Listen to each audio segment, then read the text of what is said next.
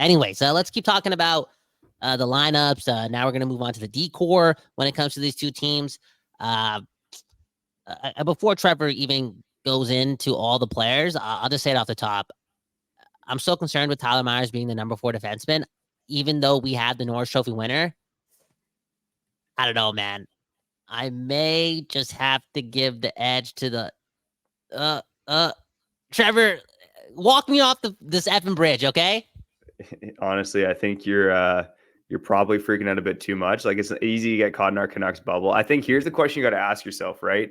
Both teams have two of the best pairs in hockey, right? You got Hughes and Hronek, you got Ekholm and Bouchard, right? Like, those are two amazing pairs, top-notch pairs. Of course, I'm picking Quinn Hughes, man. He's the best defenseman of the four. True.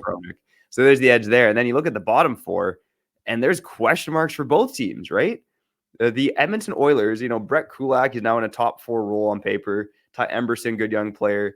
But they also got Darnell Nurse, one of the most overpaid players in all of hockey, and Josh Brown, who grades out as one of the worst defenders in hockey. Troy Stetter's your number 7.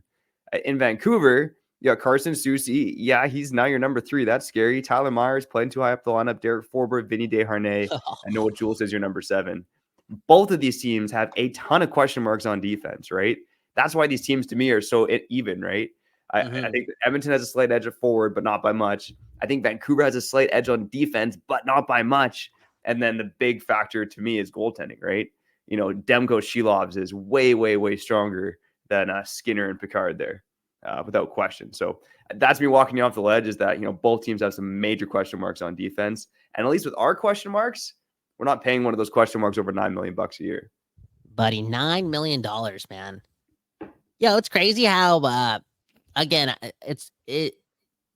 it's not crazy that you can't restructure contracts with your players, because why would players want to take less, right? That's always like, why would players want to take less? Bro, I'm telling you right now, if I was Darnell Nurse, like, theoretically speaking, and I was that bad or not even close to $9 million worth of a player in the National Hockey League, where there's a hard salary cap, and you got McDavid and Draisaitl on your team, and you had the power to restructure your deal, I would do it.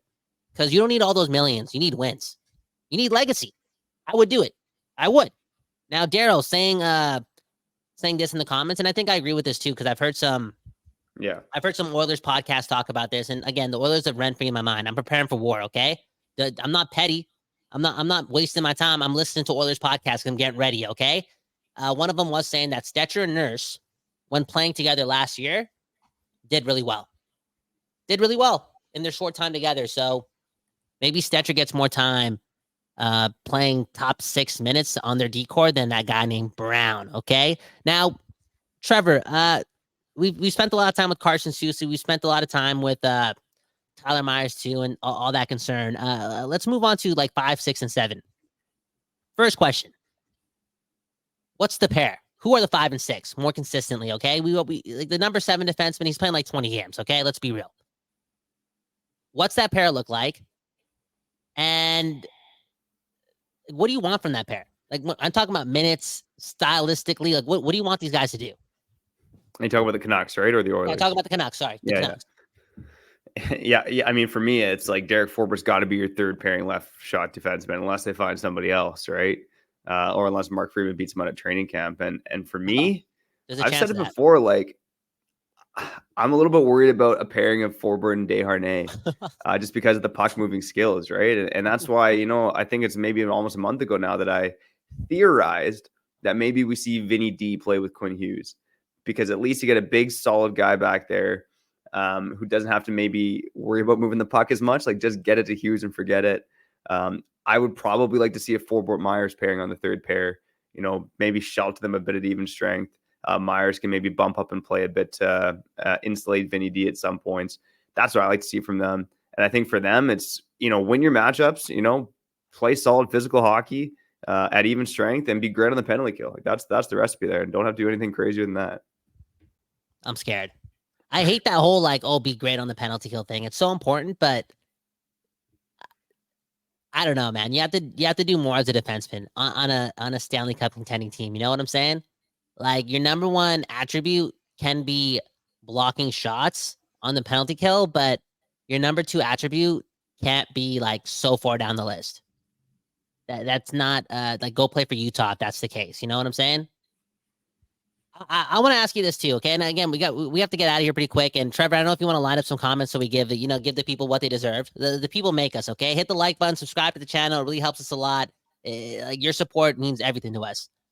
But I wonder if there's a defenseman out there, and maybe we'll talk about this next week, or you will, that both these teams are targeting to help fix this issue, and if there's going to be a bit of a race to get that player. Yeah, I mean, that's going to be fascinating. That is one of the topics I'm going to touch on probably when you're gone is the Canucks on the trade market. I mean, I've said it before. I'll say it again. Every day is no. The Canucks aren't done yet. They're going to target a defenseman. I'm building that list for you and you and you. That episode is going to be coming out soon. And surprise, surprise, the Edmonton Oilers will probably be chasing a similar defenseman as well. But I do want to bring up a couple comments here. Let's go to Anthemous, one of the best commenters on the program. Shout out to all you commenting. He says, Demko tweeted out when the Canucks re-signed Myers, best day of my life. So, you know what? We definitely poo-poo on Myers quite a bit. I know we've also apologized to him after the great season he had last year. So a wave of emotions with Tyler Myers, but he's beloved in that dressing room, right? And you can kind of see why, like from being in that dressing room a little bit, like he's a great guy to talk to, like willing to talk to anyone. Just seems like a genuinely good dude. And puts it all on the line on the ice. I mean, he's chaotic and makes mistakes, but he plays hard for his teammates, right? So you can see why he's beloved in that dressing room. If you look at the other end of it, right? Like you think about like Stan Bowman and Jackson and what they've done with the Oilers this offseason, right? Like they got rid of the biggest team guy apparently in Cody Ceci, and they did so for a defenseman who has good micro stats and looks good on the fancy charts, but it's still a 50-50 if he's going to be quote unquote as efficient as Cody Ceci. And they were willing to, again, get rid of that locker room guy on top of McLeod, Holloway, Fogle after this team went on a run. And, maybe McDavid and Draisaitl, they're so competitive that they'll look past that, which they probably will. I'm 99.9% sure they will, but there's a chance that hurts the room a lot, man.